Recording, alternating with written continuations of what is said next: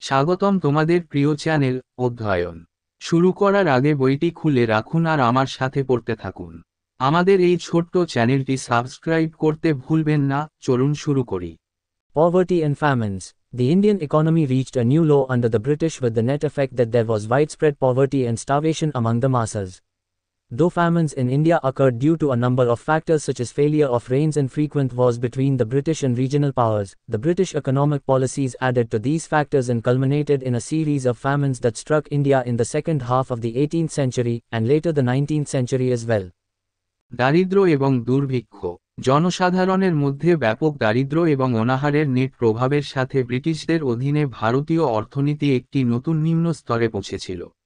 যদিও বৃষ্টিপাতের ব্যর্থতা এবং ব্রিটিশ ও আঞ্চলিক শক্তির মধ্যে ঘন ঘন যুদ্ধের মতো বেশ কয়েকটি কারণের কারণে ভারতে দুর্ভিক্ষ দেখা দেয়, তবে ব্রিটিশ অর্থনৈতিক নীতিগুলি এই কারণগুলিকে যুক্ত করে এবং এর পরের দ্বিতীয়ার্ধে ভারতে দুর্ভিক্ষের একটি সিরিজের পরিণতি ঘটে। 18 শতক এবং পরে 19 শতকের পাশাপাশি। A notable characteristic of India's poverty was that it was man-made and not due to any deficiency natural or human resources.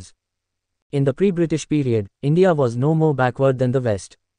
It was not a coincidence that plunder of Bengal, 1757, was succeeded by Industrial Revolution in Britain, 1760, and while the next 100 years witnessed the rapid industrialization and modernization of Europe, India was subjected to some of the worst forms of colonialism.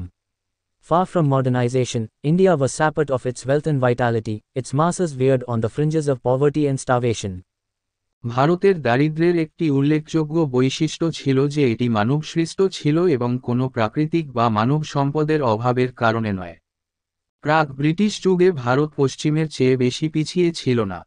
এটি একটি কাকতালীয় নয় যে বাংলার লুণ্ঠন 1757, Britain শিল্প বিপ্লব 1760 দ্বারা সফল হয়েছিল এবং পরবর্তী শত বছর ইউরোপের দ্রুত শিল্পায়ন ও আধুনিকীকরণের সাক্ষী থাকাকালীন ভারত কিছু নিকৃষ্টতম উপনিবেশবাদের শিকার হয়েছিল।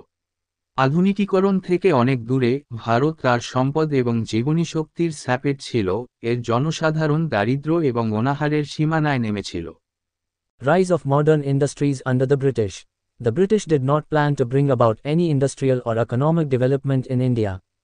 However, the need for better imperial control and fuller exploitation of Indian resources led them to construct roads, railways, post and telegraph lines, develop ports, irrigation works, banking and insurance facilities, etc., developments that later provided the material basis for emergence of modern industry in India. ব্রিটিশদের অধীনে আধুনিক শিল্পের উত্থান। ব্রিটিশরা ভারতে কোনো শিল্প বা অর্থনৈতিক উন্নয়ন ঘটানোর পরিকল্পনা করেনি।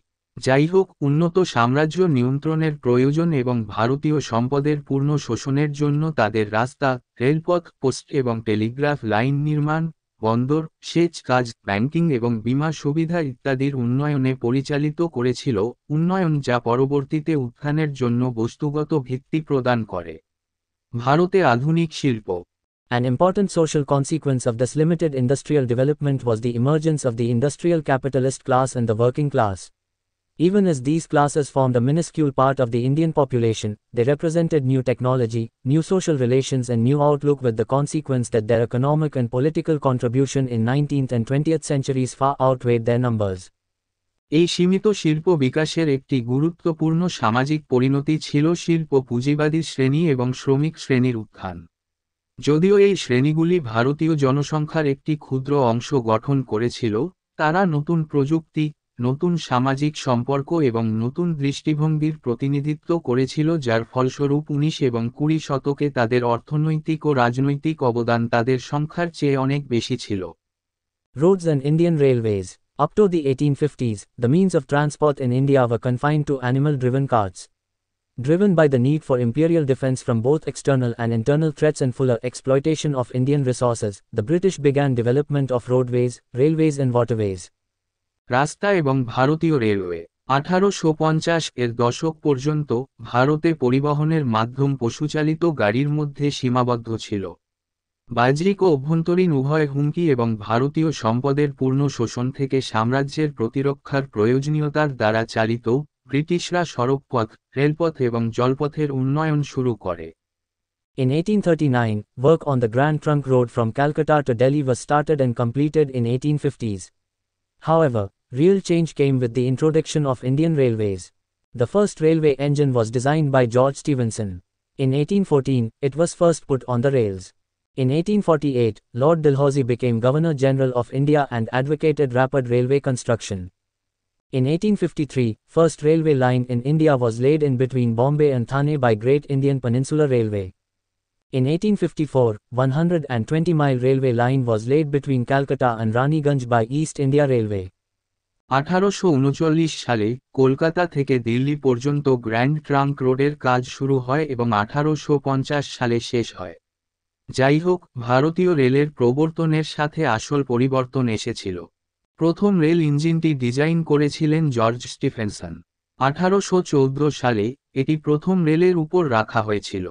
1848 সালে লর্ড ডালহৌসি ভারতের গভর্নর জেনারেল হন এবং দ্রুত রেলপথ নির্মাণের পক্ষে ছিলেন। 1853 সালে গ্রেট ইন্ডিয়ান পেনিনসুলা রেলওয়ে দ্বারা ভারতে প্রথম রেল লাইন বম্বে এবং থানের মধ্যে স্থাপন করা হয়েছিল। 1854 সালে ইস্ট ইন্ডিয়া রেলওয়ে দ্বারা কলকাতা এবং রানীগঞ্জের মধ্যে 120 মাইল রেল লাইন স্থাপন করা হয়েছিল।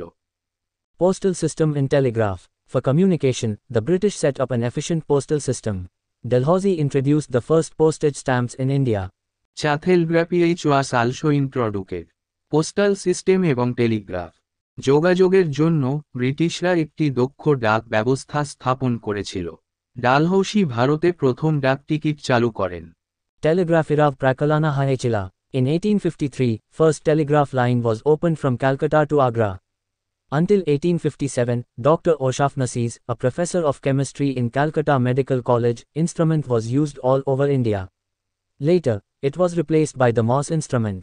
1853 সালে প্রথম টেলিগ্রাফ লাইন কলকাতা থেকে আগ্রা পর্যন্ত খোলা হয়। 1857 সাল পর্যন্ত ডাহ শাগনেসির কলকাতা মেডিকেল কলেজের রসায়নের অধ্যাপক যন্ত্রটি সারা ভারতে ব্যবহৃত হতো। পরে এটি মোর্স যন্ত্র দ্বারা প্রতিস্থাপিত হয়। Press.